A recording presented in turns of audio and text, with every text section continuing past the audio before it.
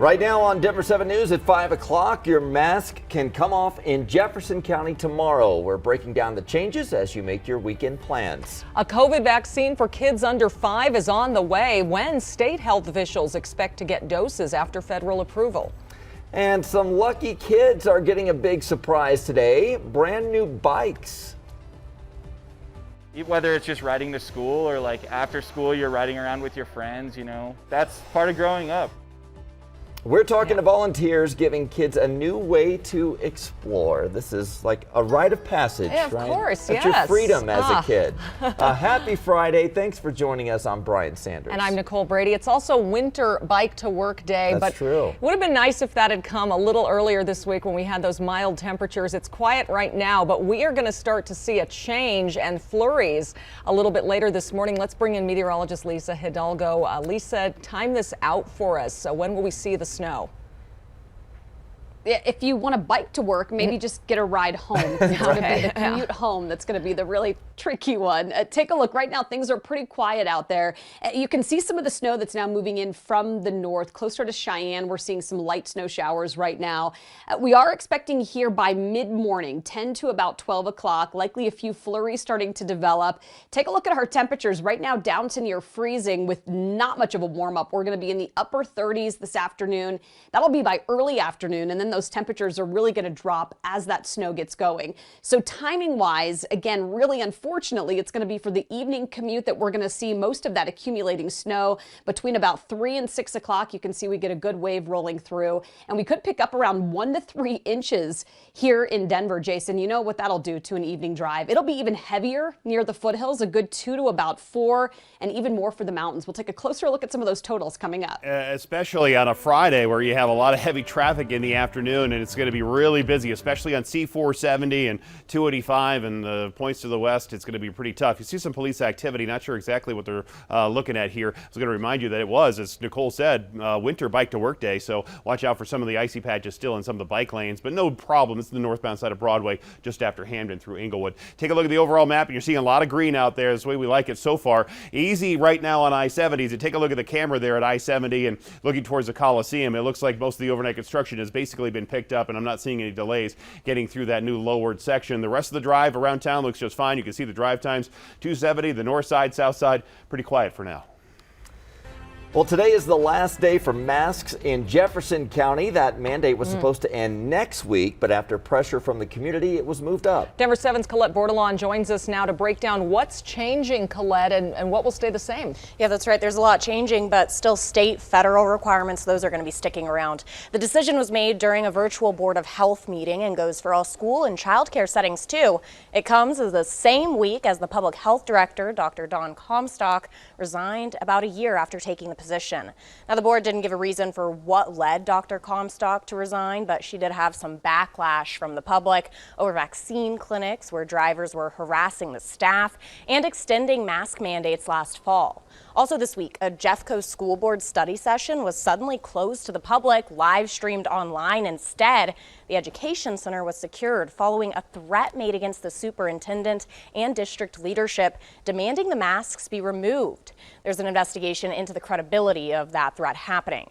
Now, while the local mandate is ending, state and federal requirements staying the same, like wearing a mask on public transport and while in places like medical facilities or homeless shelters. JEFFCO Public Health is recommending layering prevention strategies to stay safe, like getting vaccinated, tested, and of course, keeping some distance. Masks are still encouraged by the Public Health Board. They're needed on school district buses, and the school district says mask shaming will not be tolerated. The plans for charter schools could, of course, be different. In studio today, Colette Bordelon, Denver 7. Thank you, Colette. Children under 5 years old could be eligible for the COVID-19 vaccine in as little as 10 days. The Pfizer shot still needs to be approved by the FDA and the CDC, but the announcement comes as a growing number of states start to drop mask mandates with lower infection rates. ABC's M. Nguyen is in Washington as the CDC warns it's still too soon.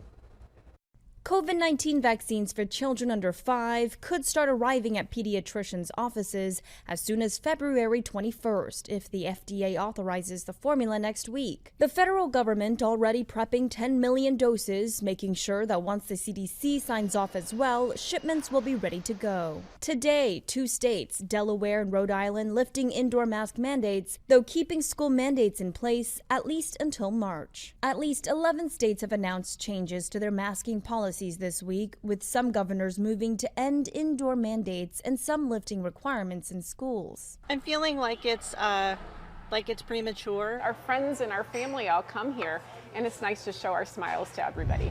All this despite the CDC warning their guidance still stands for most Americans to continue wearing masks in indoor public spaces, including schools. One of the challenging pieces has been how we make guidance that is general enough so that it can be applied to New York City and rural Montana and Indian country, which is our responsibility, and yet have it be specific enough so that people can get their questions answered. And a deadline today for roughly 4,000 New York City workers to get vaccinated or face termination. We are not firing them. People are quitting.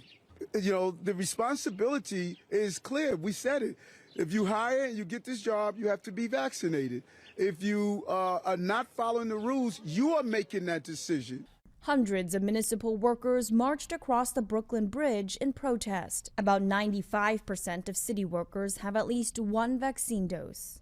Ahead of next week's FDA meeting on the under 5 Pfizer vaccine, we could learn more from the company today about how well the vaccine works and its safety for this very young population.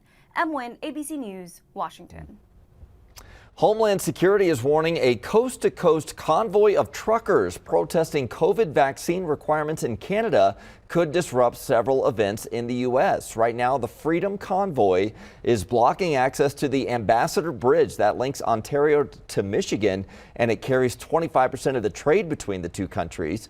Homeland Security says the protests could now head south, impacting things like the Super Bowl this weekend in Los Angeles and maybe the State of the Union in Washington, D.C. March 1st.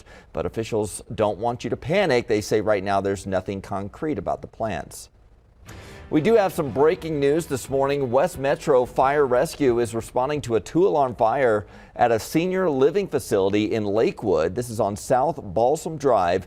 We know the fire is on the 3rd floor. Residents are being evacuated, and there is 1 injury, but we don't know how that person was hurt, so we'll continue to keep you updated throughout the morning. We're learning more about the resignation of a high-level Douglas County Schools official. Special Education Services Officer Sid Rundell resigned early Saturday, just hours after the school board voted to fire Superintendent Corey Wise.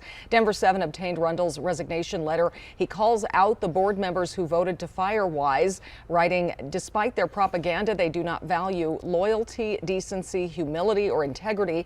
Instead, they showed themselves to be firmly yoked to political influence, arrogant ideology, and a disdain for due process." Denver 7 contacted Rundell, but he declined to comment while he's still employed by the district. His last day is a week from today. Adams 14 schools will regain full control of their own operations today, though it's not clear how long that will last. In January, the school board voted to end their contract with MGT Consulting, but before that could take effect, MGT decided to exit on its own. Back in 2018, Adams 14 became the first district in Colorado to be forced into external management after years of low performance. The State Board of Education plans to meet in April to discuss Adams 14's future. Today, dozens of students in Longmont will get a big surprise. An initiative called Treads and Trail will give 43 first graders a free bike. Volunteers stayed up late last night assembling all the bikes. The organization's goal is to get kids from all backgrounds outside to grow and to learn. My first feeling of freedom as a kid that I can remember is getting on my bike and riding away from my parents without training wheels for the first time. So being able to give like a kid that experience is like pretty unique.